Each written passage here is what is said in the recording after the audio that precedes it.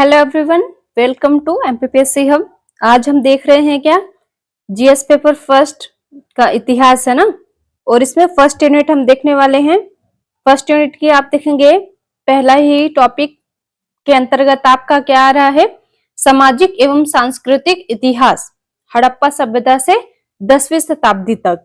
तो यहाँ पे हम समझने वाले हैं क्या कि हड़प्पा सभ्यता से 10वीं शताब्दी तक का क्या सामाजिक एवं सांस्कृतिक इतिहास कैसा था। ठीक है, ये क्लियर रखना क्योंकि राजनीतिक और आर्थिक ये पिछली वीडियो में हमने बता दिया है। ठीक है, आज का टॉपिक क्या है आपका, केवल सामाजिक एवं सांस्कृतिक इतिहास कहां से कहां तक, तो हड़प्पा सभ्यता से 10वीं शताब्दी तक। देखिए हड़प्पा सभ्यता से स्टार्ट कर रहे हैं अपन। तो हड़प्पा सभ्यता कब शुरुआत हुई थी, तो 2600 ईसा पूर्व से लेके 1900 तक। ठीक है, अब सामाजिक जीवन की बात करते हैं क्योंकि सामाजिक जीवन क्या था हड़प्पा सभ्यता के टाइम पे, सुव्यवस्थित नगर जीवन था और संयुक्त परिवार की संभावना थी और समाज में अपेक्षाकृत समानता थी। ठीक है, और स्त्रियों का सम्मानित स्थान था, मातृ देवी की पूजा प्रचलित थी। तो ये आपका सामाजिक स्थिति हो जाएगी। ठीक है, हड़प्पा सभ्यता की। ठीक है, यहीं पे आप सांस्कृतिक इतिहास का भी देख लीजिए। अब देखिए सांस्कृतिक विशेषताओं की बात करें तो नगर नियोजन एवं जल निकासी व्यवस्था थी, विश्व प्रसिद्ध था। ठीक है, कांस्य, तांबा तथा मिट्टी की मूर्तियां थी, मोहनजोदड़ो की नर्तकी की प्रतिमा थी, पशुपति मोहर था, व्यापारिक संबंध मेसोपोटामिया से था संबंधित था। ठीक है, तो ये आपका सांस्कृतिक इतिहास हो जाएगा हड़प्पा सभ्यता का। देखिए अब वैदिक काल को देखिए तो 1500 से लेके 600 ईसा पूर्व तक रहा है वैदिक काल। ऋग्वैदिक काल की बात करें, सामाजिक स्थिति क्या थी उस टाइम पे ऋग्वैदिक काल पे, कि वर्ण व्यवस्था कर्म आधारित था। ठीक है, स्त्रियों को शिक्षा एवं यज्ञ का अधिकार था वैदिक काल के टाइम पे। सभा एवं समिति जैसी संस्थाएं भी चालू हो गई थी ऋग्वैदिक काल में। सामाजिक स्थिति ऐसी दर्शाई गई है वैदिक काल में। ठीक है, संस्कृति स्थिति देखा जाए तो हड़प्पा सभ्यता में तो प्रकृति पूजा स्टार्ट हो गई थी। ऋग्वैदिक की रचना यज्ञ प्रधान धर्म ये वैदिक काल में थे। संस्कृति स्थिति देखी जाए तो उत्तर वैदिक काल की बात करें, सामाजिक परिवर्तन क्या हुआ था इस टाइम की, वर्ण व्यवस्था जन्म आधारित होने लगी थी उत्तर वैदिक काल पे और जाति प्रथा मजबूत हो गई थी। ठीक है, स्त्रियों की स्थिति में गिरावट आ चुकी थी। ये उत्तर वैदिक काल की स्थिति कहाँ पे, सामाजिक में। सामाजिक परिवर्तन देखने के इस टाइम पे ये व्यवस्था लागू हो गई थी। उत्तर वैदिक काल में सांस्कृतिक परिवर्तन देखा जाए तो ब्राह्मण ग्रंथ, आरण्यक, उपनिषदों की रचना, कर्मकांडों की वृद्धि, कृषि एवं लौह तकनीक का विकास।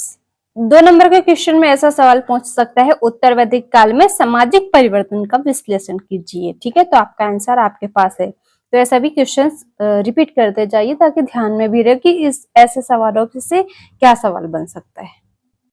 अब देखते हैं महाजनपद काल की बात करें तो 600 से लेकर 321 ईसा पूर्व तक रहा। सामाजिक स्थिति की बात करें तो नगरों का विकास हो चुका था, व्यापार एवं शिल्प का विस्तार, अब वैश्य वर्ग का महत्व बढ़ा। सांस्कृतिक स्थिति की बात करें तो 16 महाजनपदों का उदय हुआ था, बौद्ध एवं जैन धर्म का विकास हुआ था, पाली एवं प्राकृतिक भाषाओं का प्रसार हुआ था। 2 नंबर के क्वेश्चन आपके पास ऐसे आ सकते हैं जैसे महाजनपद काल भारतीय संस्कृति के विकास में कैसे सहायक रहा। तो ये 2 नंबर का क्वेश्चन आपका बन सकता है। ठीक है, मेंस में। तो ये आपका प्रश्न आपके सामने रहा। अब देखते हैं अगला पॉइंट। अब बौद्ध और जैन धर्म की बात की जाए तो यहाँ पे सामाजिक योगदान क्या था कि जाति व्यवस्था का विरोध हुआ था, अहिंसा एवं समानता पर बल हुआ था, स्त्रियों एवं निम्न वर्गों को अवसर मिला था। सांस्कृतिक योगदान देखा जाए तो स्तूप, चैत्य एवं विहार, पाली और प्राकृतिक साहित्य का विवरण आपको देखने को मिलेगा। नालंदा, विक्रमशिला जैसी शिक्षा परंपरा की नींव यहीं से स्टार्ट हुई थी आपकी जैन और बौद्ध धर्म से। मौर्य काल की बात की जाए तो मौर्य काल आपका स्टार्ट कहां से हुआ था, 321 ईसा पूर्व से लेके 185 ईसा पूर्व तक रहा है। और सामाजिक जीवन देखा जाए मौर्य काल पे तो आपका मजबूत प्रशासन हो चुका था, कृषि आधारित अर्थव्यवस्था लागू हो गई थी, नगरों का विकास काफी अच्छे से हो चुका था। तो अब सांस्कृतिक इतिहास देखते हैं।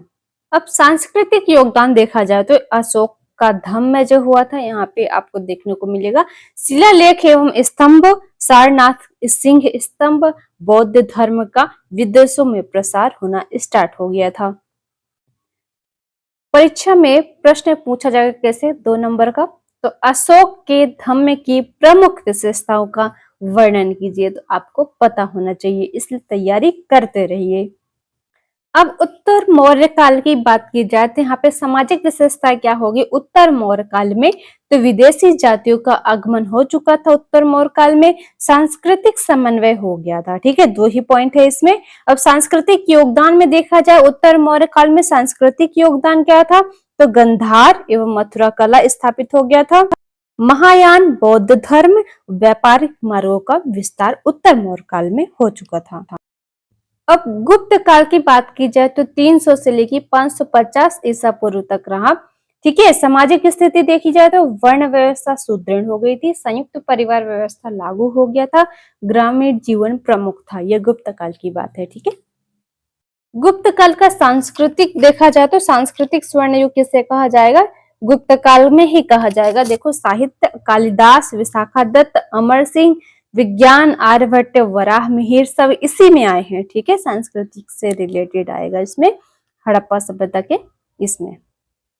इसको आप ऐसे समझना, गुप्त काल को सांस्कृतिक स्वर्ण युग किसे कहा जाएगा, तो साहित्य में 2 लोग हैं, 3 लोग। ठीक है, कालिदास, विशाखादत्त, अमर सिंह। विज्ञान की बात की जाए तो आर्यभट्ट, वराह मिहिर। कला की बात की जाए तो अजंता चित्रकला, मंदिर स्थापत्य का विकास, संस्कृत भाषा का उत्कर्ष, ये गुप्त काल की बात है। ठीक है, एग्जाम में 2 नंबर का क्वेश्चन कैसे पूछ सकता है, तो गुप्त काल को भारतीय संस्कृति का स्वर्ण युग क्यों कहा जाता है। देखा होगा आपने, कई बार क्वेश्चंस ऐसे पूछे भी गए हैं और ये बहुत इजी भी है। अब हर्षवर्धन काल की बात की जाए तो 606 ईस्वी से लेके 647 ईस्वी तक हुआ था। सामाजिक स्थिति की बात की जाए तो शिक्षा का विकास हुआ था, धार्मिक सहिष्णुता था। ठीक है, सांस्कृतिक योगदान देखा जाए तो नालंदा विश्वविद्यालय का उत्कर्ष हुआ था और संस्कृत साहित्य का संरक्षण, बौद्ध एवं हिंदू धर्म का समन्वय हुआ था।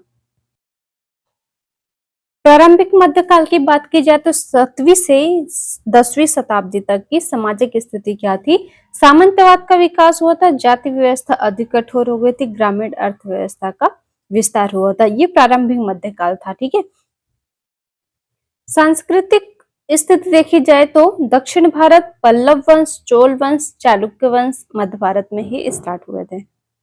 कला स्थापत्य की बात की जाए तो महाबलीपुरम मंदिर, कैलाश मंदिर, एलोरा, नागर एवं द्रविड़ शैली का विकास यहीं से हुआ था। धार्मिक आंदोलन की बात की जाए तो भक्ति आंदोलन का प्रारंभ और शंकराचार्य द्वारा अद्वैत वेदांत का प्रचार हुआ था।